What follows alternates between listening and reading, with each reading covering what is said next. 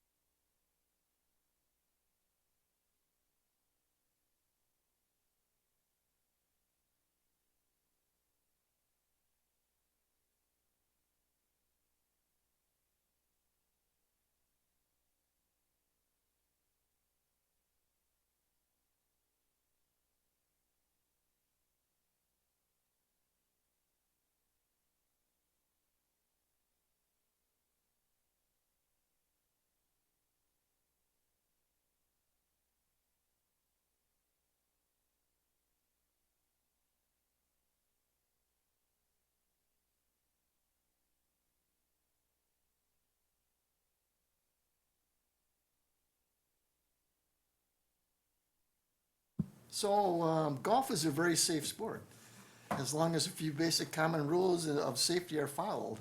When those rules are ignored, injuries can occur. Obviously, golf clubs involve swinging metal clubs and propelling golf balls at high speeds. If you're in the way of either the club or the balls, you're in danger.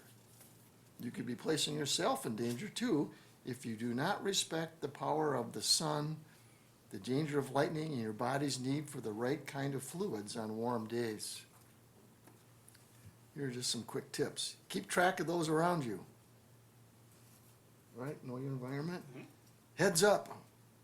Yell 4 or cover up when you hear 4.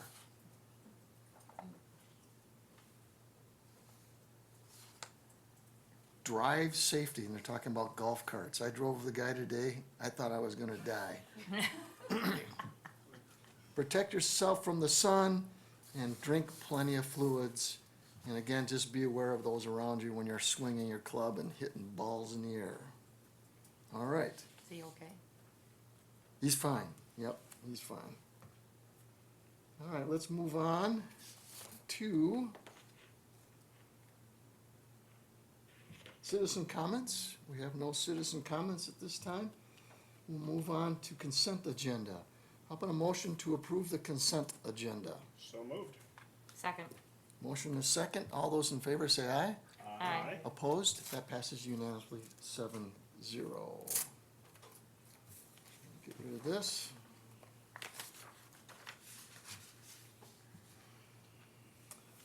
Number 5, board items. Presentation on the independent hearing officer, Sarah Gary Woodman.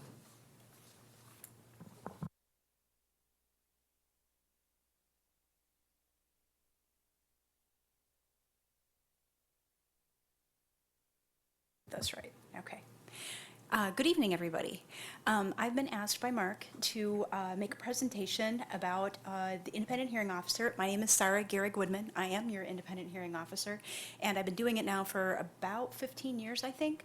I do this presentation periodically upon request, just because we have new faces, and not everybody is super familiar with the expulsion process or the board's role or my role as your independent hearing officer in the process. So just to kind of go through things, we'll see if I can get my clicker to do what it's supposed to do.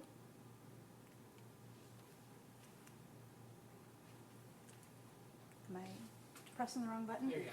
Oh, I okay. just hit it, let me know. Am I going backwards? Yeah. Okay. You think you're going backwards, but you're doing the right way. I'm not sure I'm at my slides. That's not the very slide. Okay. Nope. Where do you, Oh, maybe I am? Let's see. I started out, Can have you remove the chalkboard slide, the one that just Okay, here we go. Sorry about that. Okay, so some of the stuff happens before I get the file. And what that means is that things happen with Mark and his staff. And I guess everything starts in the schools where there's an incident. And when there's an incident, the investigative report regarding the incident is provided to district administration. And that's going to be through the dean of students or the principal or the teachers who are involved, or sometimes the Janesville Police Department. Everybody gets involved and they prepare an incident report. If the administration approves a recommendation for expulsion, then we move forward with the expulsion process. And at that point, if the student has an IEP or a Section 504 plan, a manifestation determination meeting is scheduled. And I don't see the file unless it's determined that this is not a manifestation of the child's disability. If it's a manifestation of the child's disability, then the child does not go to expulsion.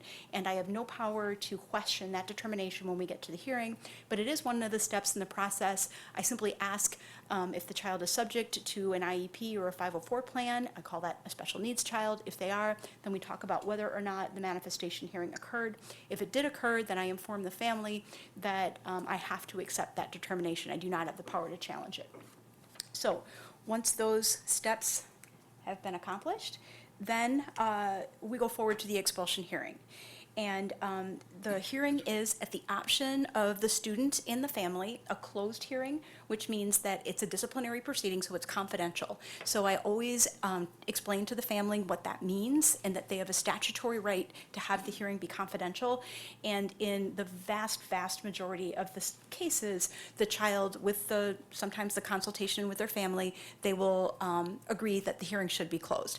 That doesn't mean that, obviously members of the administration are present, I'm present, sometimes police officers are present if necessary, but members of the public are not welcome to come in because it is a confidential matter. Okay, then, I try to be very open with the family and encourage participation and explain what the process is, but essentially it's an evidence review. But I try to present that in a way that the family feels like this is an interactive process. This isn't simply the district is going to tell me what happened and I'm going to make a determination or a recommendation. I encourage but do not require participation. And the way I explain it is that if the family doesn't participate, I have to assume that the written materials that I've received are correct. And that not just the written materials that I've received, but the recitation that's presented by the district is correct. And I always invite the family to tell me about circumstances, because rarely do children come to expulsion in a vacuum. And although those circumstances, I don't recall a situation where they've excused the conduct. They explain, and they can help in my determination of what is the appropriate recommendation to make to the board, because the goal is to get, if possible, is to get that child back into the school district. Assuming that the child has to be expelled, and unfortunately, in the vast, vast, vast majority of the cases, the situation would not have come to me if the child didn't need to be expelled. But understanding some of those circumstances, number one, gives me the opportunity to express some compassion to the family, and it also gives me the opportunity to integrate conditions that I think would ensure that if the child does come back to the district, they come back on terms that are safer than when they left. Okay. So then at the conclusion of the hearing, I always give the family the last word or tell them that they have the last word in terms of receipt of the evidence, but then I have to come to a determination.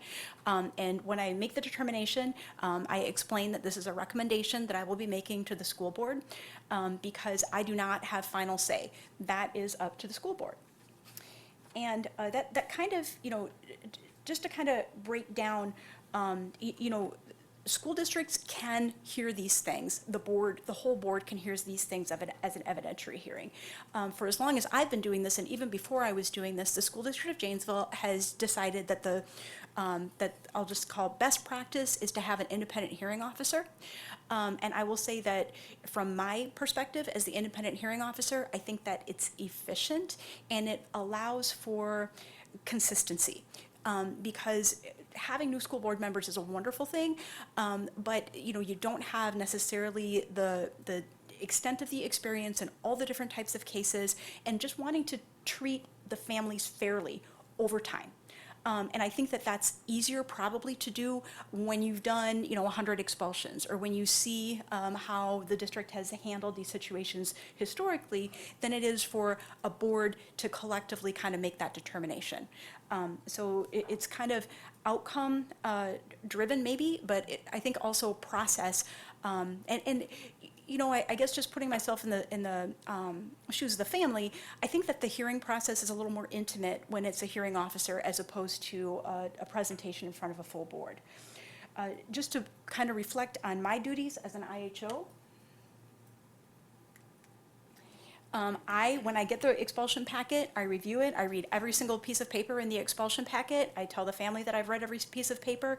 I might not have time to go over all of the paper, but the expulsion packet, you guys have all reviewed them, includes not just the conduct, but it includes the history and the child's grades and the child's testing and transfers and possibly a disciplinary history. So it contains a lot of information.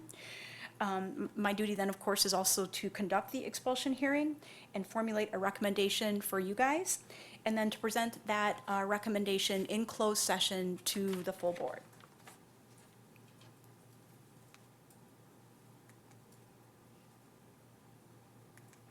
Okay, now what is the role of the school board in all of this? The school board's role is to evaluate the expulsion decision as an impartial tribunal. So as somebody that doesn't come in with preconceived ideas about what should happen on a particular expulsion case.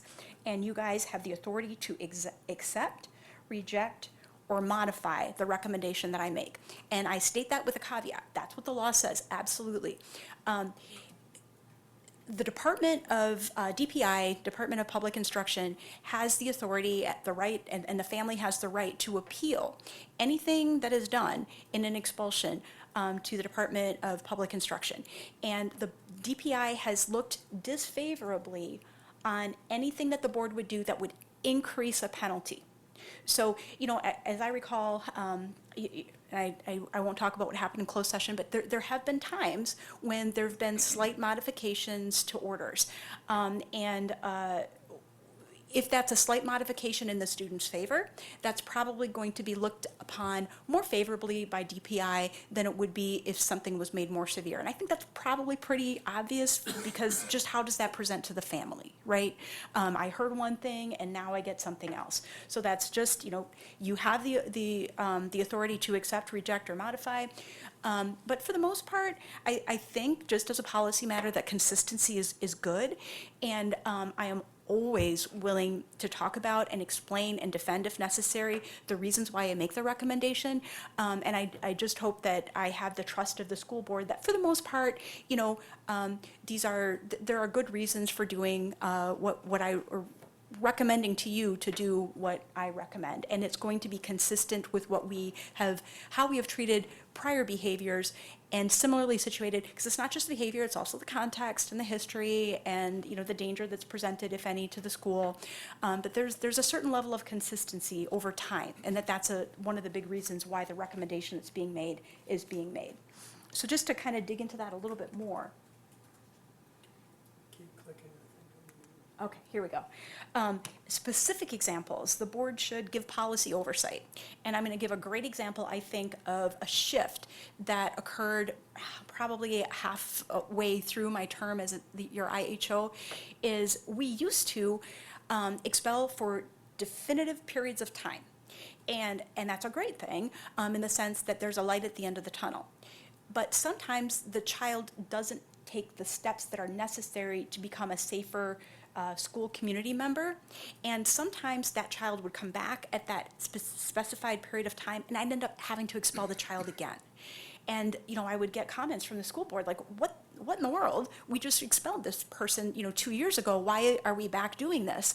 And what we've developed over time with input from the board is that frequently, if not all the time, but frequently, we'll expel till age 21, but then we'll give an opportunity to come back on early reinstatement. And while that child is, I'll just say, a good citizen in school, the child remains reinstated. But if the child would unfortunately have another significant issue that violated the terms of reinstatement, you wouldn't need to bring the child back in front of me. The district would have the discretion to take the action necessary to remove the child from school for, potentially the duration of the expulsion because it wasn't a safe situation. So that's one area where I feel like the board really gave me good input, and we were able to kind of adapt to come up with a better solution for the district. The board should ensure follow-up with the student and family regarding opportunities during expulsion. We always try to make sure that, to the extent that the family is capable and willing, that there are opportunities for the child to become educated. Either, there's various different programs and facilities that are available depending on the nature of the child's, just where they're at, both within our community and outside of the community. And the board should offer input on policy decisions that may guide administration and the independent hearing officer in the future regarding certain types of expulsion cases. And again, everything is changing. We have more technology type offenses, different types of stuff, and it's always important to have that dialogue with school board members about, what you believe is the correct policy so that, we can kind of think alike, and we can move forward in the right direction in terms of treating all children fairly, but understanding that there are certain policy issues that come up as we make these determinations. The board should not, sometimes, we live in a small town. The board should not raise extraneous sources of information that impact the view of the decision. And this is where we go back to impartial tribunal. There shouldn't be outside information from the community. For example, maybe you've got a police scanner and you pick something up, or maybe you know somebody in the school district or in the school, the specific school that gave you information. That's not stuff that we're supposed to consider or that the board is supposed to consider in a closed review of an expulsion decision, or share personal information that impacts a view of the decision, because that can show bias, and that's the last thing that we want, is for our impartial tribunal to have either the actual bias or even the perception of bias. And finally and relatedly, raise or ask the board to consider facts that were not presented at the hearing. Okay? Questions?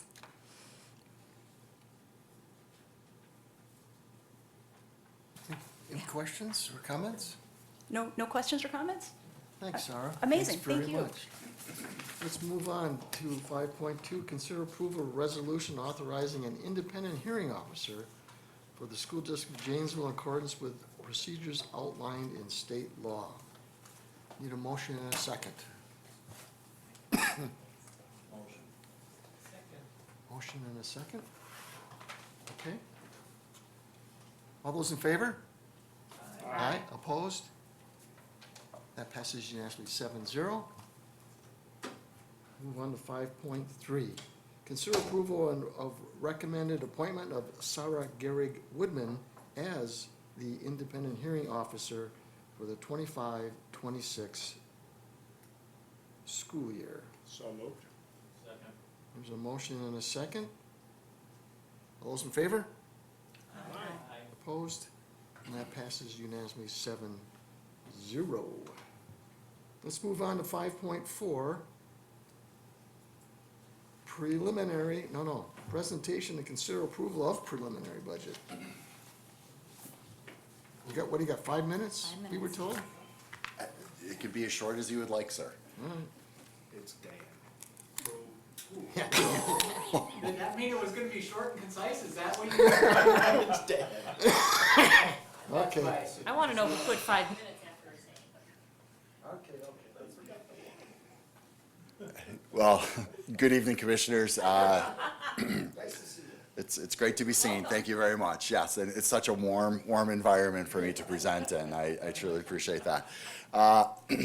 We appreciate your patience this time of the year as the biennial budget is being adopted, of course, every 2 years. So a lot of unknowns kind of sliding into home, so to speak. And we're not quite home yet, but we're much closer than we certainly were on July 1st. The governor signed the budget on July 3rd in the very early hours, and we're going to hit some of those highlights and share with you, as well as just some other additional information. You actually have 3 pieces at your desktop. One is a memo by yours truly. The second piece is a article The second piece is the PowerPoint presentation, and the third piece is an article provided by the School Administrator Alliance. The SAA, School Administrator Alliance, is my professional organization, the Wisconsin Association of School Business Officials, WASDA, the Wisconsin Association of School District, administrators, and a couple other professional organizations as well. So let's go ahead and get off into the PowerPoint. I'll reference the memo, go back and forth a little bit, and certainly feel free to ask questions throughout the presentation. So this is a preliminary, we're asking administratively for the preliminary approval of the 25-26 budget.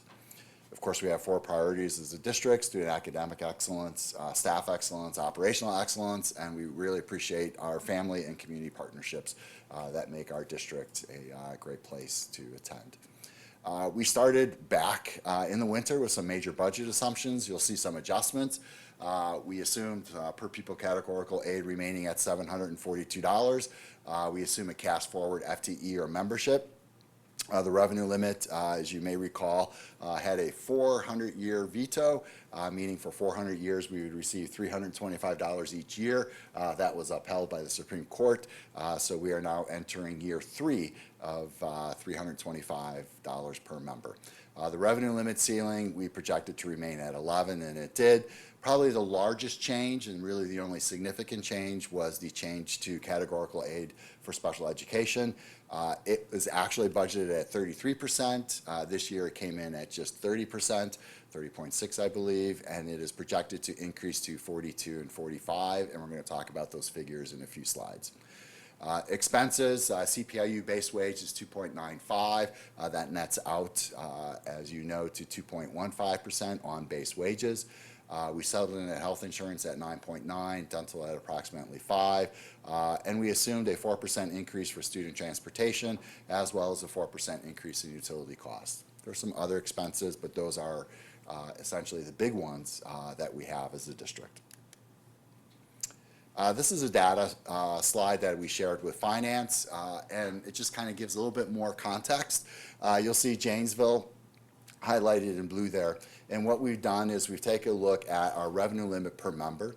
Column A is our base revenue, so you'll see we are at $11,325. This is for 24-25. That will move up. You take a look at your membership, operational, if we continue down the Janesville line at 14.5.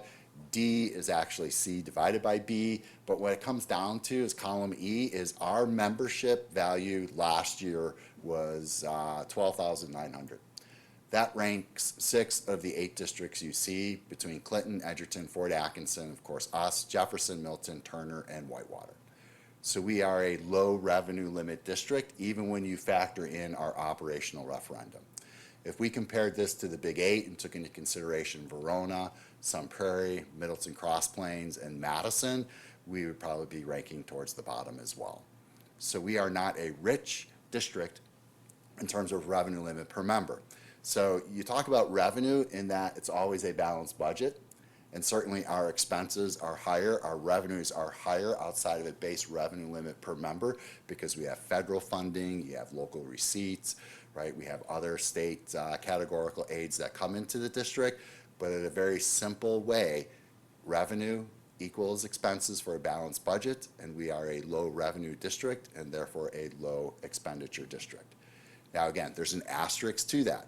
We have debt service on top of it, so when you factor in all these other costs, we will appear higher, but in terms of what we buy groceries with, it's really this value here. We are 6th out of 8th.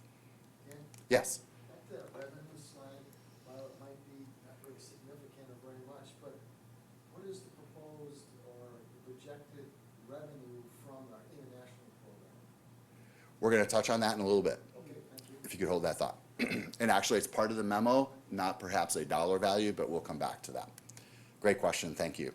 A slide that we've been focusing on with finance is this slide here, really kind of doing some roll-up cost. I had a typo a number of months ago. I appreciate Commissioner Hayworth calling me out on that, so it's a much better number and has been since that point in time. What you'll see if you were to work through this, and we're not going to go line by line, is essentially our revenues are projected to increase just under $3 million. Our expenses were projected to increase nearly 4.8 million. So when we factor in health insurance and base wages and other items, right, you can see we're naturally in a deficit. I've called this out before in that the board made a good decision in terms of paying off debt in Fund 38. When we paid off that debt, that freed up approximately another $990,000, further reducing that deficit to a more manageable number. But we were still challenged because we were in an unknown environment moving into the biennial budget year. So what we needed to do to balance was move approximately $750,000 from our capital maintenance line into Fund 46. We're not really moving it into it. We're just using our balance in Fund 46 to cover those items that we need to attend to on an annual basis. It's not a great move, but part of our budget assumptions is we needed to balance the budget. And that's the biggest ticket item to go to. Otherwise, we're trying to find $751,000 items, right? And that is not really practical. So you go forward and try to move the big rocks first. So the good news is we'll go back to the increase in special education categorical aid. And this will all continue to make sense as we move forward. We've shown this slide a number of times, and even now, you will have ongoing administrative work and review relative to the budget. Our work is not done, even though we are asking you to approve a preliminary budget. But we do know we settled on staffing, we settled on health insurance, and we now have a state of Wisconsin biennial budget. So let's take a look at some of the highlights. The per pupil revenue limit I referenced earlier is $325. That's what generates, based upon an assumed membership FTE, nearly $2.9 million. The low revenue limit ceiling remains. I think there were hopes, could we get the state to go ahead and increase that? That did not happen. Similar to the 325, right? Would the state increase that? No and no, but we're very grateful for the $325. General equalization aid remains the same at its current appropriation of nearly $6 billion. When the state increases equalization aid, that is a tax reduction to the local taxpayer. It is not additional revenue for the district. That has not changed. So any additional revenue to the district will be fully felt by local taxpayers. So when you look at that $2.9 million, none of that will be aided. The taxpayers will experience the full impact of that. Selected categorical aid, special education reimbursement is increasing as referenced earlier, 42 to 45% in year 2. Word of caution, it never, in my history as a school business official, reached that threshold. So in the past it was 30%, we never got 30%. In the past it was 33%, we never got 33%. So the prudent thing is to budget a few percentage points below. And that's what we'll most likely be doing, is we'll budget for 40%, maybe even 39%, depending upon how things go, for your consideration in October. And school-based mental health is $50 million. Keep in mind, $40 million of that is in year 1, and it goes down to 10. Right, so what are you doing with 40 in year 1 that you're then doing with 10 in year 2? So $50 million is a substantial amount of money towards a very needed issue. If you take 820,000 approximately public school students in the state of Wisconsin, divide by 50 million, or 50 million by 820,000, it's $61 per student. So that gives you some context. $61 for mental health services per student. It's better than 0, but it's $61.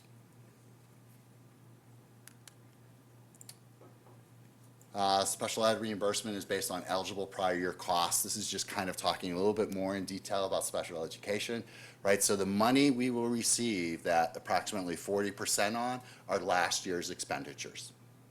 The 45% in year 2 will be based on the prior year expenditures, which is our current fiscal year. Kind of giving you an idea, using 2024-25 as a cast forward model, is our special education categorical aid is approximately $6 million. It's like 6.1 million. So I'm giving you an ish number right now.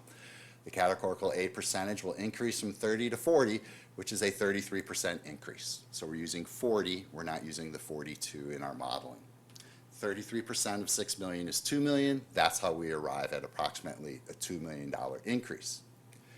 Now, there is some discussion about, there's a calculation that goes into arriving at a dollar value at 42% reimbursement.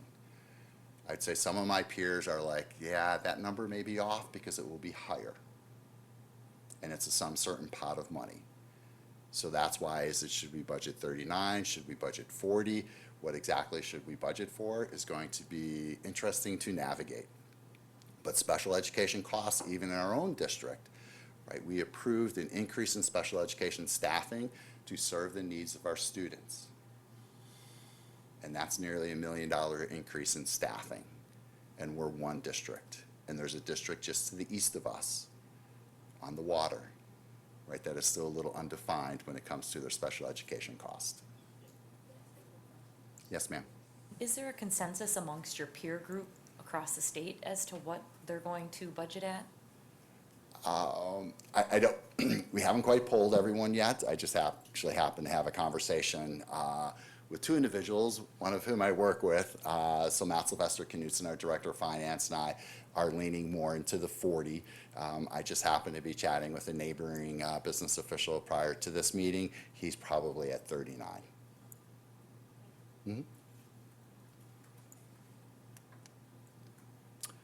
We talked a lot about the state budget, but there's a lot of whispers in the wind relative to the federal budget. Right? And so Title I, the whisper in the wind is maybe we're good. Title II with it, yes. There's some question, and this is changing all the time. Right? So Title IIA, Title III, Title IVA, right? Those are potentially not going to be funded. But yet we have commitments to the services because those services are needed for our students.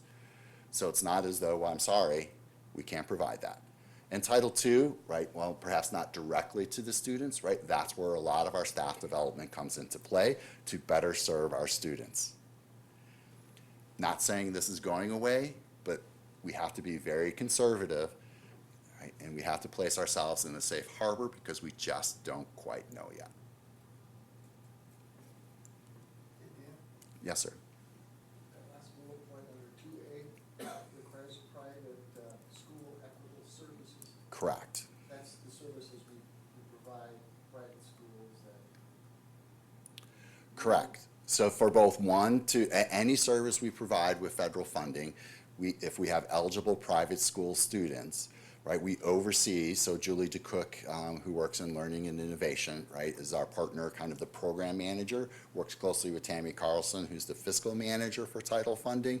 So when we provide title services to our public school students, we are obligated to provide those same eligible students services in the private school. Thank you. Great question, thank you. So on Monday, June 30th, right, the U.S. Department, and this is kind of, maybe I should have had this slide before the last slide, notified the Department of Public Instruction that they may be withholding $72 million for certain federal programs. So that would be 2, 3, and 4, which is approximately $592,000 for us. It's a notice. It's not legislation.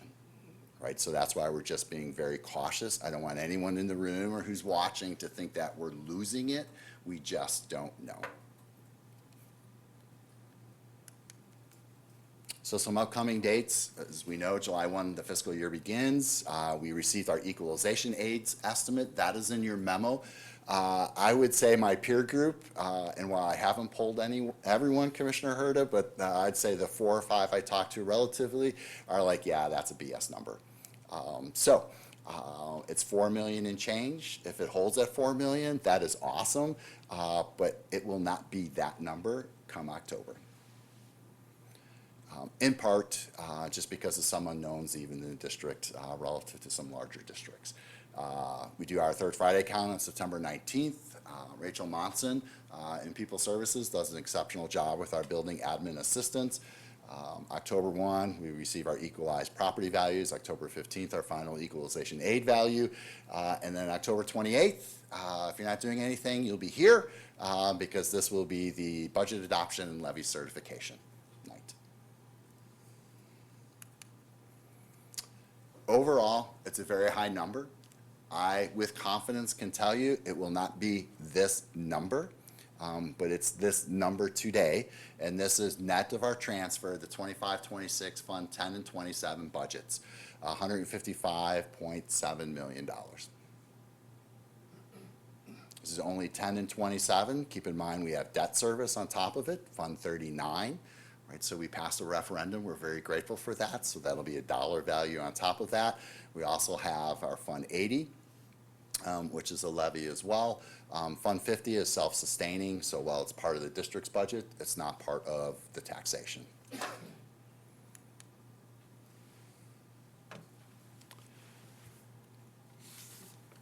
So you have a memo. I'm not going to go line by line, but certainly if you have questions about the memo, I'm happy to take those. That's the slide deck, and administratively, we would ask for board action on this item to adopt preliminary budget. Can you help me understand the 30%, the special ed budget? Like, how do we get to that? Explain that to me again, the 30% versus the 40% that we, or 33% you could have gotten? Like, how did, sorry. Does that make?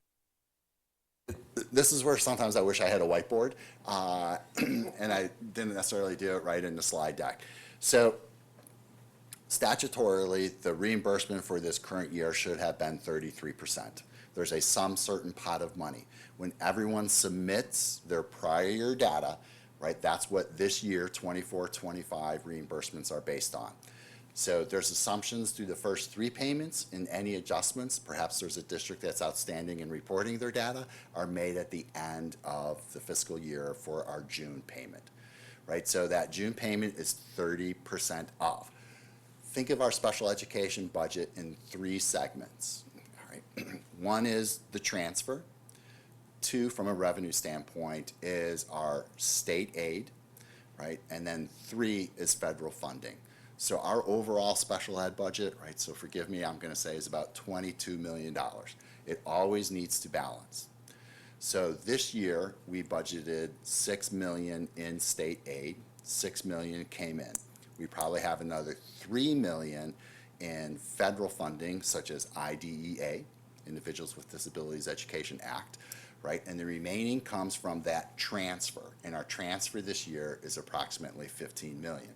Now, we're still closing the books out, right? So we don't quite know the exact dollar, but from a budgetary standpoint, it was just north of 15 million. So we're always looking, right? We're looking back to look forward when it comes to special ed reimbursement. So just keep that in mind. The other thing is you go, okay, so we're at 30% reimbursement, which is 6 million, using the current year figure. So it's going to go up 40%. So that 10% increase is a third, right? It's 33%. So when you take 33% of 6 million, that's how we arrive at the $2 million increase. Right? So we don't have this to the penny, so I want you to know that, right? And only in part because even when we read an article in the paper, or if we watch television or on the radio, right, they're doing that same math. We're probably a little more conservative because they too are basing that math on some assumptions.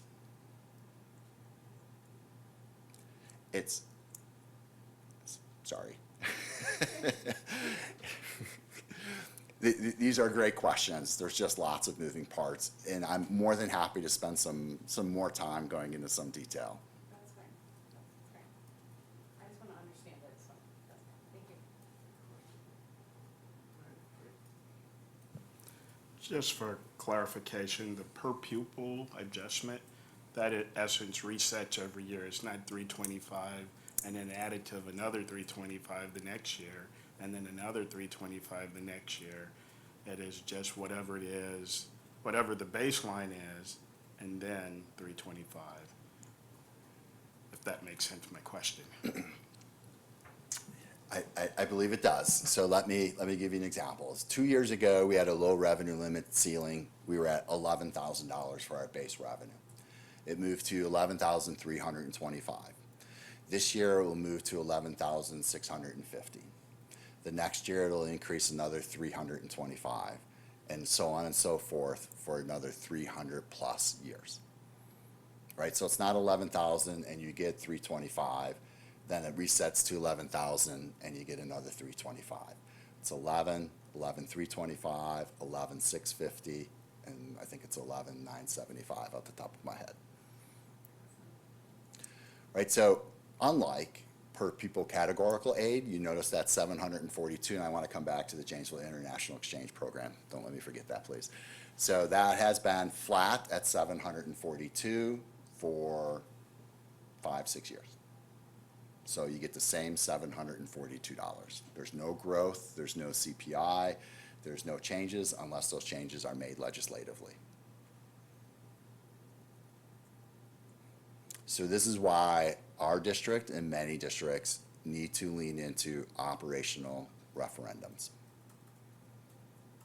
So you can see, even with the growing need in terms of attending to the needs of our students, we had a growth of 4.1 million. And that's on a very conservative wage increase, right? A 9.9% health insurance increase, right? And those are the two largest ticket items, right? And 2.9 million at 325.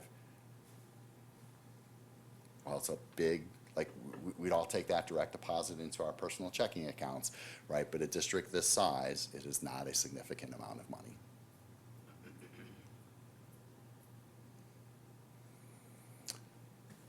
So coming back to the Janesville International Exchange Program, I'm sorry, in the memo I didn't include a specific dollar value, but what we did is a cast forward of the prior year, essentially a status quo. The challenge, and I appreciate Mr. Medenwalt being in the room, is I hope the paperwork comes through as approved by policy outside of Washington, D.C., or inside Washington, D.C. If there's a dramatic change there, we are obligated to certain expenditures, but then we wouldn't have other expenditures because we wouldn't have students here. It is still a profitable measure, even though it's a much smaller scale for us, right? So I don't have those final numbers, and we'll certainly report out. I think we do that certainly every October, and as we close out this fiscal year, we could see it is still a positive contribution to the district's revenue. So that's good, meaning expenses are not outpacing revenues, so it's profitable for us. It's running at a much smaller scale, right? There's fewer staffing as required because we have fewer students, but it's still profitable for us.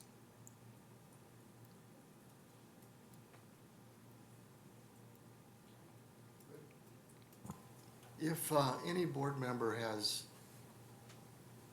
questions like deep dive into the budget, like specific accounts, so would it be best to email you those questions ahead of time as we continue to have budget discussions all the way till November 1st?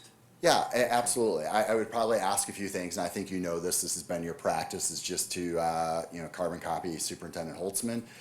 If a board member has a question, more often than not, I will respond to the entire board. That way everyone is in the loop. So a couple of the questions that I'll be sending is, one in particular is this School District of Janesville and the City of Janesville maintenance and facility use contract, which has been sitting out there in some place for a decade or more. And to me, that has a direct fiscal impact on our revenue and expenses. So I'll be asking about that, and I actually got an email through the city manager and a fellow city council member. Same thing, everybody's just waiting around to see what happens, because there's expenses, it particularly relates to in maintenance at Riverside Ballpark, Monterey Stadium, and it doesn't seem to be anything that the city and the school district want to address. We're just kind of like, we don't know what's going on. But I really would like to see something about that, and I'll email you. But if anybody else has any questions on specific programming and such, it's just a time to ask, as we have through October to address these things. Okay? Anyone else have any questions or comments? All right, let's move on to 5.4. Okay, Yeah, we're gonna consider a motion and approval, what? Oh, motion to consider approval of preliminary budget for 25-26. So moved. All those in favor? Aye. Opposed? That passes unanimously 7-0. Great, thank you very much. You're welcome, thank you. Finance, Building and Grounds.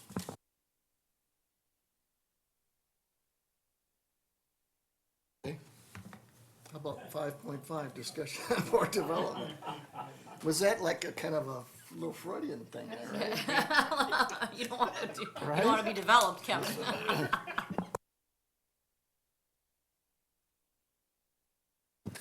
Okay, thank you.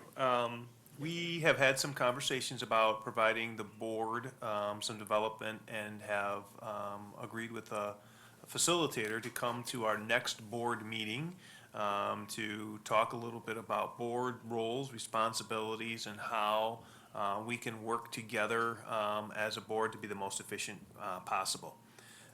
So there's two things that I'd just kind of like to give you some information and background on. One is the School Board Association, WASB, has a school board development tool. And it's an online evaluation that will take maybe 10 minutes. And so we've connected with WASB, and they said, yes, we have that, but we usually don't send it out until August 1st or so. So we're hopeful that they will get that information to us. And I just wanted you to know, because you're going to get an email either from myself or Gretchen that will have a WASB survey. And we have the paper survey that we can share with you. Basically, it's a starting point so that when our facilitator comes, he will have that information to kind of give to you and kind of learn a little bit about how the board's thinking and evaluating the work that we're doing as a team. And the role and the goal is that we will talk a little bit about our own individual roles. We'll talk a little bit about the things that will make us the best board possible, and then just continue to work together as a team. Not that we haven't been doing a good job, I don't mean to say that at all. I think it's just a great opportunity as we have new people on the board and continue to work, making sure that we're evaluating our roles and responsibilities. So I just want to let you know that the board meeting on August 12th then will be a short regular board meeting. Our goal is hopefully be done by 6:30 and then adjourn and then go into a workshop, of which we'll spend the remaining hour and a half or so and work through some board development tools and things that we can talk about and really just have an open conversation about things that we can do. So two pieces. One would be you're going to receive something either from Gretchen and myself, could be from President Murray too, because he's the one that gets that. I won't be reviewing the information. It'll actually go back to WASB. They use school perceptions, and you remember we've used school perceptions in the past. They organize that information, and then I think they share it back with the board president, and then he'll give that to our facilitator. So great opportunity for us. I think we've talked about that as a board leadership for a number of years and said, all right, let's bring somebody back and work on that for a little time. So I think that'll be very useful. Any questions about that piece? We'll have some snacks after the board meeting, but we'll have some actions specifically because we don't have a second meeting in July, and we'll have some people we'll need to hire before the school year, and we'll have a few other small actions that we need to take care of. Okay?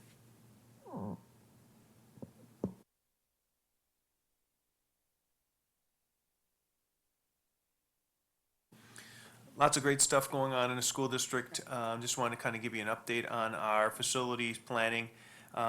We have completed an RFP to provide some of our safety upgrades both at Parker and Craig. Those are really the managing of the internal security measures, the software to manage the doors, the card access, and the cameras. So as we provide upgrades into those facilities, we needed to make sure that we're getting some bids specifically for those interior measures and where the actual cameras will be placed, I think just within the last week. We received some feedback that I know that Brian and Dan and Kim and then our Craig Clemens will be just kind of finalizing and reviewing to make sure that they're in the right spots as we put some new potential security doors in place at Parker and Craig. There might be some spots where the cameras had blocked because of where they are, and so those, in addition to the software package that reads all of those pieces, will be in place. EUA and Cullen continue to work with our schools and for bid package 1A, and so you'll see our building principals at those buildings are talking a little bit about our special education spaces and what we want those to look like, and make sure we're finalizing those pieces. Those member big package 1A, Craig, Parker, Wilson, Jefferson, and ESC. And we are still on track for the first work to be done in May or June of 2026. And as that process goes forward, we'll continue to finalize that. And then the last would be the IT team distributed clocks, bells, and overhead paging RFPs. So when we think about clocks, bells, and overhead paging, if we do have an emergency, we want to make sure that all those systems are working very well. And there's some animated pieces that we could probably upgrade. So an RFP, request for proposal, again, that comes back to our safety and security packages, making sure that all those pieces are in place. If you recall, a few years back, we did some of those same things for fire alarms at some of our buildings. So the summer is the time to try to get as much of that work done because our people can work throughout the day and not be disrupting our student learning environment, and they're on task for that. I continue to stop by and see the roofing projects that are getting done both at Franklin and at Washington Elementary School. So those are on track. And I think we are right on par for where we should be at this time. Thank you. Any Questions?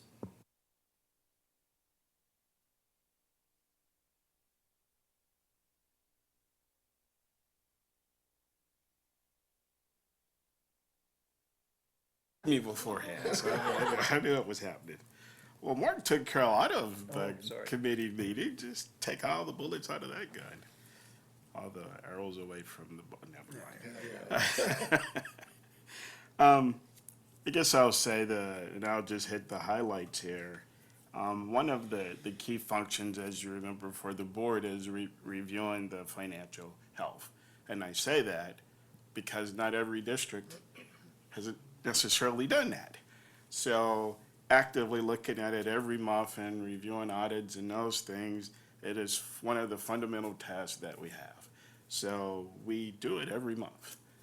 And under Dan and his leadership with his team, if there's questions, we dig in and we talk about lots of those things, more than you would ever really want to know about. But I just wanted to state that, we passed on the approval of the summaries of April and May, and I didn't see that they were in the consent agenda, but we did review them. So I assume the next board meeting, that and then through the remaining of this past year will be in there for our review. Mentioning roof projects, as Mark mentioned, as we move forward, and you can read the minutes, so I'm not going to read the minutes, but one of the key pieces is when we think of a roof at a building, and we said it's a roof project. Well, I know at my home, I have just one roof. So a roof project is replacing the whole thing. Well, that's never true at a school. So it's in roof sections. So I asked Dave Leader to, when we say roof project, to give us a view of either percentage or the sections. So when we picture, because in my mind, we have been doing roofing projects at Parker at least the last 5 years. And that's what we keep talking about. And it's like, well, how many roofs can we have in Parker? Where's a lot? So I just asked for that level of specificity so we could look at those things. But as I say that, clearly we're moving through Franklin, and then the projects at Lincoln, Washington, Rock River Charter, Marshall and Craig are well underway.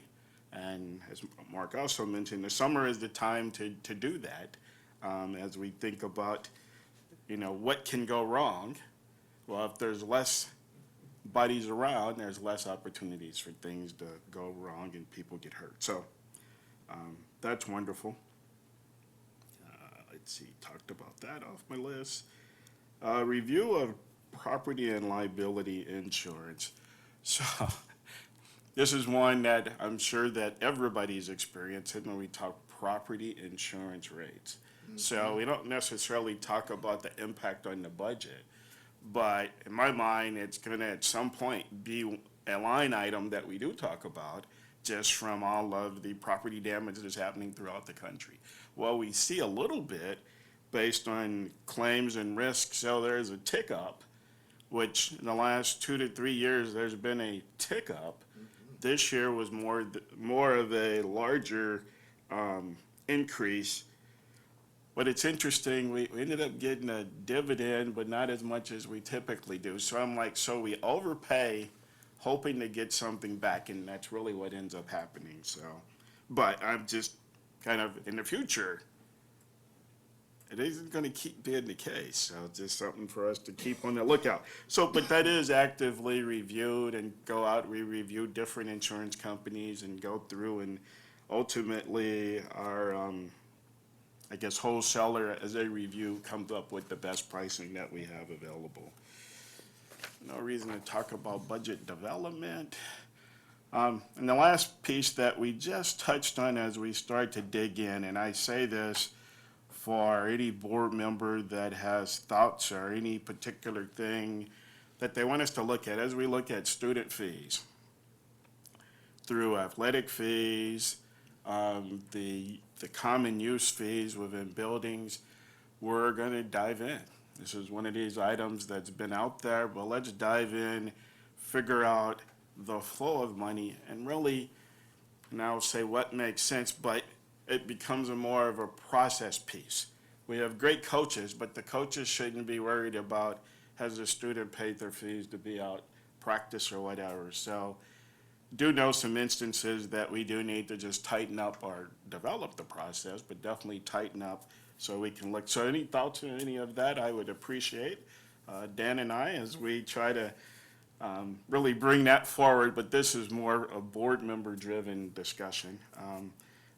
Along with that is not quite touching the agreement between the city and the school district, but just the discussion of facility use fees.